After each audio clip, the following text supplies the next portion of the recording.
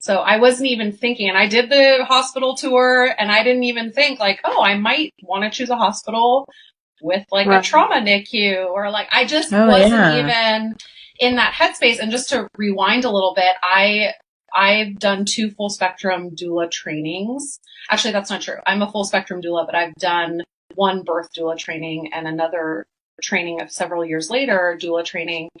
And one of the trainings I did was in my early 20s, and I gave birth to my daughter when I was 33. So I've been in the birth world and kind of, you know, been interested in sexual and reproductive health, got my master's degree before I met my husband, before we even thought about having a baby. So I've been in this world and I felt very prepared to have a healthy birth and a healthy child. Right.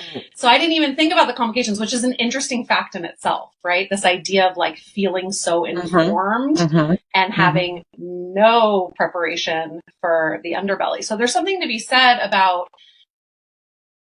not preparing for the worst, right? Being positive, thinking positively about birth, right? Having good affirmations, not looking at birth as a medical emergency, right? There's this whole way, you know, it's a quote unquote natural. I use natural like this, and I'll talk about that later, why I don't really like the term natural birth or natural. But this whole idea of like, it's natural, like my body's meant to do this. There's nothing to be afraid of.